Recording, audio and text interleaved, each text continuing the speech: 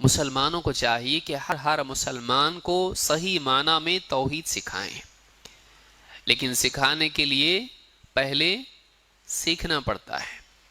لہٰذا ہم کو معلوم ہونا چاہیے کہ کیا توحید ہے اور کیا نہیں ہے، کیا شرک ہے، یہ ہم کو معلوم ہونا چاہیے۔ اگر نہیں معلوم ہے تو ہم کہیں گے ہاں توحید بہت ضروری ہے، کیا ہے توحید؟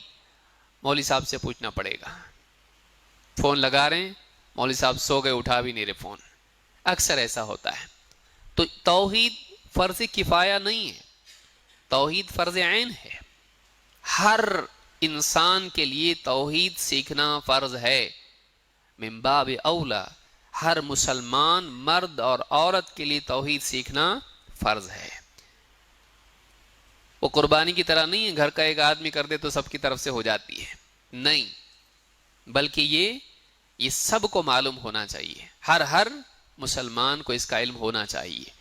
تو یہ جو کورس ہمارا ہے اس کا یہی مقصد ہے کہ ہم دلائل کے ساتھ توحید کے بارے میں معلوم کریں، اور اس میں جو شبہات ہو سکتے ہیں ان کے تعلق سے بھی وضاحت ہمارے سامنے آ جائے تاکہ صحیح عقیدہ ہم کو معلوم ہو۔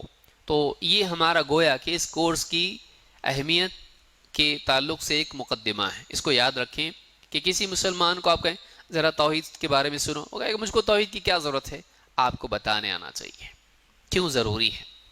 آپ دیکھیے کہ اللہ رب العالمین نے مکی صورتوں میں بھی توحید کا تذکرہ کیا، اور مدنی صورتوں میں جبکہ مسلمان توحید سمجھ چکے تھے۔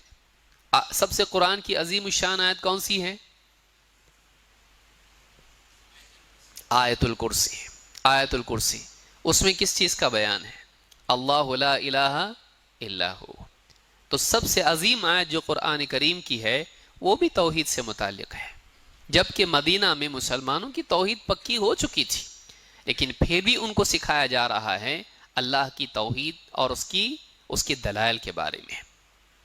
تو سورۃ الحشر آپ دیکھیے، واللہ الذی لا الہ الا ہو، پھر اللہ کے بارے میں بتایا جا رہا ہے۔ کیوں؟ صحابہ کو نہیں معلوم تھا اللہ کیسا ہے، لیکن اللہ رب العالمین نے اللہ کی عظمت کی بہت ساری آیتیں نہ صرف مکہ میں بلکہ مدینہ میں بھی نازل کی۔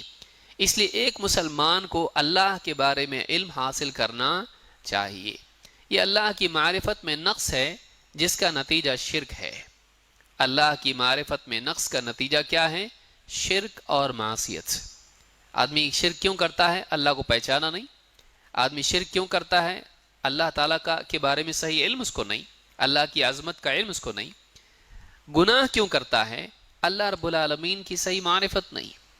اگر اللہ تعالیٰ دیکھ رہا ہے، سن رہا ہے، اللہ قادر ہے، اگر اس بات کا احساس ہر آدمی کو ہر وقت رہے، آدمی کیوں گناہ کرے گا؟ لہٰذا اللہ کی توحید کا اہتمام نہ صرف عقیدے کا حصہ ہے بلکہ اخلاق اور معاملات کا بھی حصہ ہے۔ اس لیے توحید کا علم حاصل کرنا ضروری ہے۔ جو آیت ہم نے شروع میں پڑھی ہے اور آپ کے نوٹس میں بھی ہے، اللہ تعالیٰ فرماتا ہے الذین آمنوا ولم یلبسوا ایمانہم بظلم اولئک لہم الامن وہم مہتدون۔ جو لوگ ایمان لائے اور اپنے ایمان میں ظلم کو ملنے نہیں دیا، یہی وہ لوگ ہیں جن کے لیے امن کا وعدہ ہے اور یہی لوگ ہدایت یافتہ ہیں۔ دو باتیں ہیں، شرطیں اور دو وعدے ہیں۔ نمبر ایک، دو کام۔ پہلا کام الذین آمنوا، جو لوگ ایمان لائے۔ ختم ہو گیا کام؟ نہیں۔ اور ایک کام کیا ہے اس کے بعد؟ وَلَمْ يَلْبِسُوا إِيمَانَهُمْ بِظُلْمٍ، اور اپنے ایمان میں ظلم کی ملاوٹ نہیں کی ہے۔ ظلم سے مراد کیا ہے؟ صحابہ اللہ کے نبی صلی اللہ علیہ وسلم کے پاس آئے اور کہا اللہ کے رسول ہم میں سے کون ہے جس نے اپنے اوپر ظلم نہ کیا ہو؟ یعنی کون ہے جس نے کچھ نہ کچھ غلطی نہ کی ہو؟ ربنا ظلمنا انفسنا، کچھ نہ کچھ غلطی ہو جائے تو آدمی اپنے اوپر ظلم کر لیتا ہے۔ کیوں؟ اللہ کی رحمت سے دوری، اللہ کی سزا کا حقدار۔ تو ہم میں سے کون ہے جس نے اپنے اوپر ظلم نہیں کیا؟ آپ نے کہا ویسا نہیں ہے۔ آپ نے فرمایا الم تسمعوا الى قول لقمان لابنہ، کیا تم نے سنا نہیں لقمان نے اپنے بیٹے سے کیا کہا تھا؟ حضرت لقمان نبی نہیں تھے، وہ نیک انسان تھے جن کو اللہ نے حکمت دی تھی، وہ غلام تھے۔ حضرت لقمان نے اپنے بیٹے کو جو نصیحت کی تھی تم نے سنا نہیں؟ کیا کہا تھا؟ یا بنی لا تشرک باللہ ان الشرک لظلم عظیم، اے بیٹے شرک مت کرنا اللہ کے ساتھ۔ کیوں؟ اس لیے کہ شرک ظلم عظیم ہے۔ تو یہاں جو کہا گیا کہ اپنے ایمان میں ظلم کی ملاوٹ نہیں کی، تو آپ نے فرمایا ظلم سے مراد یہاں کیا ہے؟ شرک ہے۔ معلوم یہ ہوا کہ ایمان لانے کے بعد بھی ایک چیز رہ جاتی ہے کامیاب ہونے کے لیے، اگر وہ نہ کریں تو ایمان لانا فائدہ نہیں دے گا۔ ایمان لانے کے بعد یہ امکان ہے، پاسبلٹی ہے کہ اس ایمان میں شرک مل جائے۔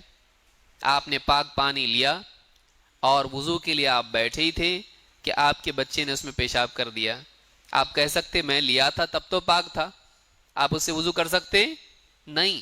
اس میں اگر نجاست گر جائیں وہ پانی وضو کرنے لائق رہا نہیں۔